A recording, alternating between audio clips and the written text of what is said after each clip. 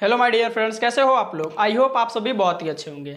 तो आज के इस वीडियो में हम जानने वाले हैं कि मानव नेत्र क्या होता है, मानव नेत्र का बनावट कैसा होता है और साथ ही साथ ये भी जानेंगे कि मानव नेत्र कैसे कार्य करता है, कैसे हम किसी वस्तु को देख पाते हैं। ठीक है, तो आइए सबसे पहले जानते हैं मानव नेत्र क्या होता है।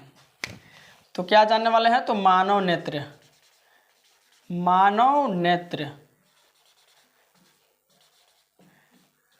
सबसे पहले क्या जानेंगे, तो मानव नेत्र क्या होता है।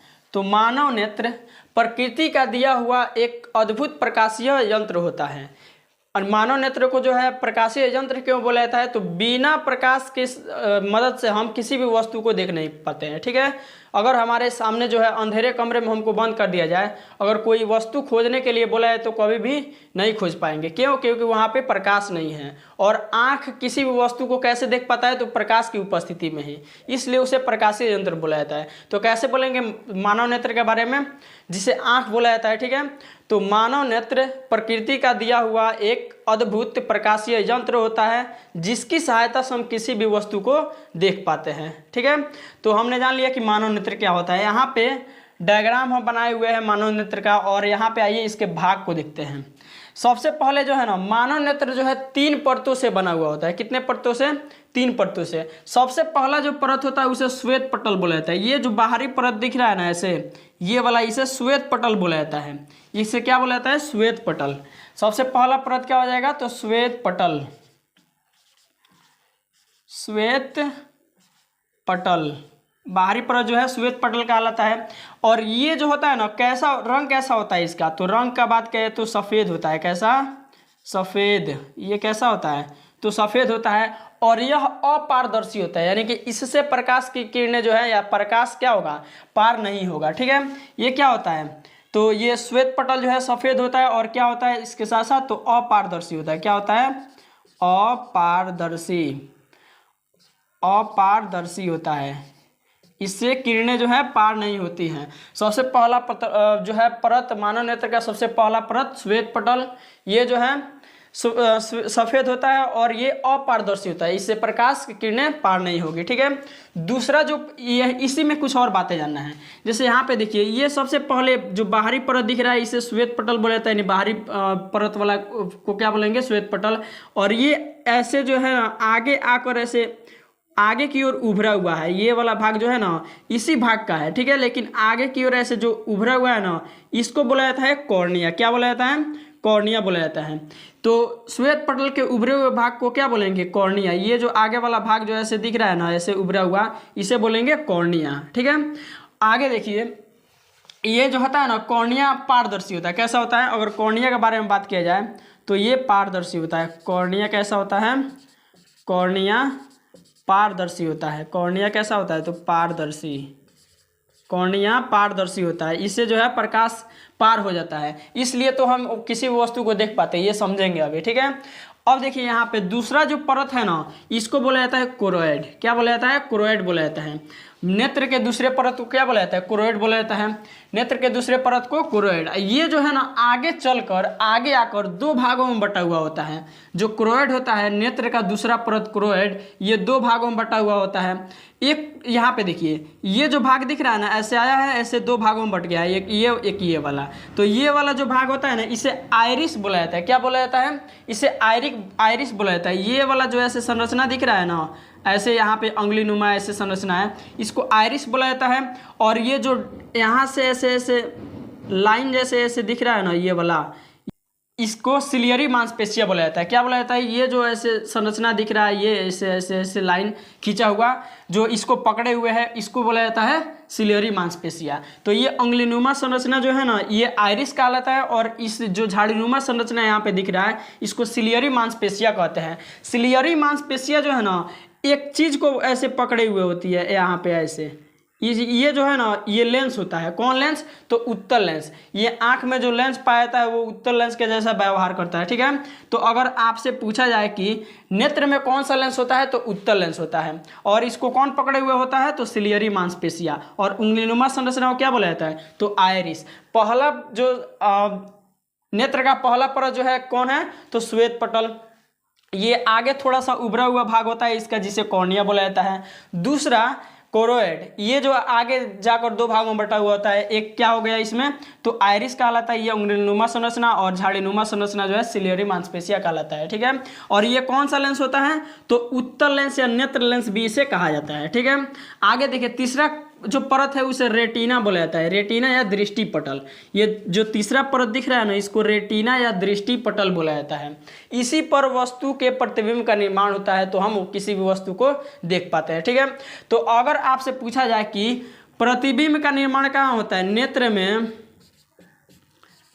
में प्रतिबिंब का निर्माण कहाँ होता है, प्रतिबिंब का निर्माण कहाँ होता है, नेत्र में प्रतिबिंब का निर्माण कहाँ होता है, तो रेटिना पर।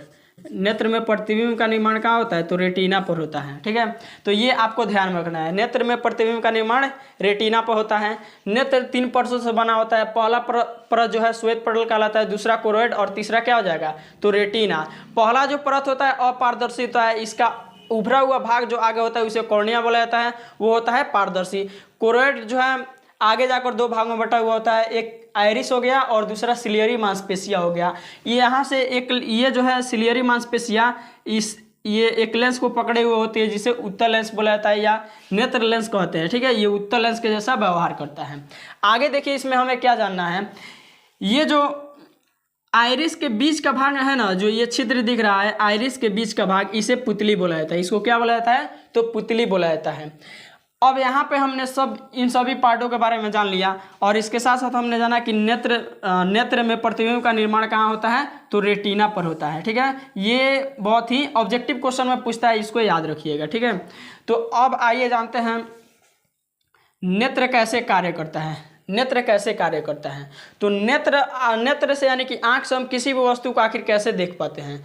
तो अगर कोई वस्तु को हमें देखना होता है, ठीक है, तो उसकी तरफ जब देखते हैं ना, तो उससे जो है किरण वस्तु से प्रकाश जो है ना हमारे आंखों तक टकराता है, आंखों में। ठीक है, कहाँ पर टकराता है, तो कॉर्निया पर। कहाँ पर, किस भाग में, आंख के किस भाग पर टकराता है वस्तु का प्रकाश, तो कॉर्निया पर टकराता है, और यहाँ से आता है कहाँ, लेंस पर। सबसे पहले हम किसी वस्तु को जब देखते हैं तो उससे प्रकाश निकलकर हमारे आंखों पर टकराता है, किस भाग पर, तो कॉर्निया पर। और कॉर्निया से कहाँ जाता है प्रकाश, तो लेंस में जाता है, यहाँ पे लेंस से टकराता है। लेंस से अपवर्तन होने के बाद प्रकाश कहाँ आता है, तो रेटिना पर, और यहाँ पे हमारा प्रतिबिंब का निर्माण हो जाता है। ठीक है, तो इस प्रकार से कुछ जो है ना प्रतिबिंब का निर्माण होता है। और जो प्रतिबिंब हमारे आँखों में बनता है ना, यानी कि जो प्रतिबिंब हमारे रेटिना पर बनता है वो कैसा होता है, तो छोटा होता है। कैसा होता है, वस्तु से छोटा होता है, इसके साथ साथ उल्टा होता है, उल्टा और वस्तु से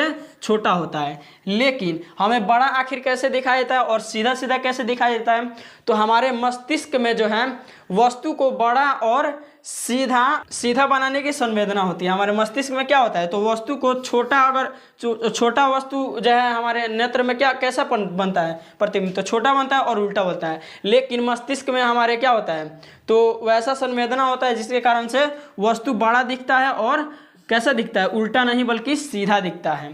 तो यही कारण है कि वस्तु हमें क्या दिखता है, तो वस्तु के बराबर दिखता है, यानी कि बड़ा दिखता है, और जितना बड़ा होता है उतना बड़ा दिखता है, और वस्तु जो है उल्टा नहीं दिख के बल्कि सीधा दिखता है।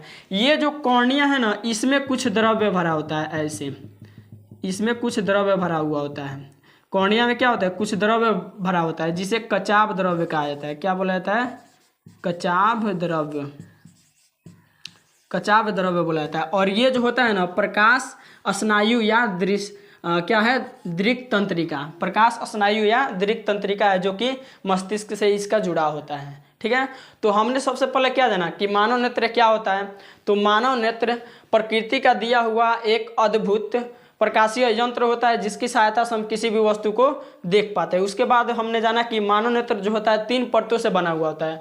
पहला परत क्या होता है, तो श्वेत पटल कहा जाता है, जो कि अपारदर्शी होता है। इसका उभरा हुआ भाग कॉर्निया कहलाता है।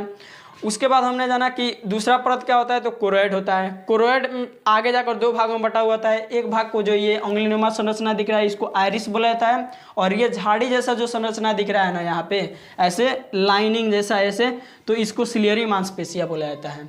इसके बाद हमने जाना कि तीसरा परत, नेत्र का तीसरा परत कौन सा होता है, तो रेटिना या दृष्टि पटल होता है। इसी परत पर क्या होता है, तो प्रतिबिंब का निर्माण होता है। प्रतिबिंब का निर्माण नेत्र में कहाँ पर होता है, तो रेटिना पर होता है। उसके बाद हमने जाना कि हमारे नेत्र में जो लेंस होता है वो कौन सा लेंस होता है, तो उत्तल लेंस होता है। कैसा लेंस, यहाँ पे लिख लीजिएगा, उत्तल लेंस, उत्तल लेंस। उसके बाद हमने जाना कि नेत्र कैसे कार्य करता है, नेत्र के कार्य। तो नेत्र कैसे कार्य करता है, तो सबसे पहले किसी वस्तु को हम देखते हैं तो उस वस्तु से निकल रहा प्रकाश हमारे आंखों के कॉर्निया पर टकराता है, और यहाँ से प्रकाश कहाँ जाता है, तो उत्तल लेंस पर। उत्तल लेंस से अपवर्तन के बाद रेटिना पर जब प्रकाश जाता है तो हमारे नेत्र में प्रतिबिंब का निर्माण होता है। वो जो प्रतिबिंब होता है ना, वस्तु से छोटा और उल्टा होता है, वस्तु से छोटा और उल्टा होता है। लेकिन मस्तिष्क में एक ऐसा संवेदना होता है जिसके कारण से क्या होता है, वस्तु जो है छोटा ना दिख के बड़ा दिखता है, और उल्टा ना देख के हमें सीधा वस्तु दिखाई देता है। एक और टॉपिक इसमें हमें जानना है, समंजन क्षमता क्या होता है। एक और टॉपिक हमें जानना है, क्या समंजन क्षमता, समंजन क्षमता, समंजन क्षमता क्या होता है। तो इसको कैसे बोलेंगे, तो हमारी आंखों की वह क्षमता जिससे निकट स्थित वस्तु या दूर स्थित वस्तु को साफ साफ देख पाते हैं उसे समंजन क्षमता कहते हैं। हमारी आंखों की वह क्षमता जिससे निकट स्थित वस्तु या दूर स्थित वस्तु को साफ साफ देख पाते हैं उसे क्या बोलते हैं, उस क्षमता को समंजन क्षमता बोलते हैं। जैसे दूर वस्तु रखा हुआ होता है तब भी हमें फ्रेश फ्रेश दिखाई देता है, और नज़दीक दिखाई और कोई वस्तु होगा तब भी हमें फ्रेश दिखेगा। ये किसके कारण, तो आँख में एक क्षमता होता है जिससे समंजन क्षमता, इससे क्या होता है, फोकस दूरी को बदल बदल के जो है ये कार्य करता है। तो समंजन क्षमता कैसे बोलेंगे, तो हमारी आंखों की वह क्षमता जिससे निकट स्थित वस्तु या दूर स्थित वस्तु को फोकस दूरी को बदल बदल कर साफ साफ देख पाते हैं उस क्षमता को क्या बोलेंगे, तो समंजन क्षमता बोलेंगे। तो आप इसका स्क्रीनशॉट ले सकते हैं, और इस प्रकार से हम टॉपिक वाइज आपके लिए वीडियो लाते रहते हैं। तो आप इसका स्क्रीनशॉट लीजिए, और चैनल को वीडियो अच्छा लगा हो तो चैनल को सब्सक्राइब जरूर कर लीजिएगा।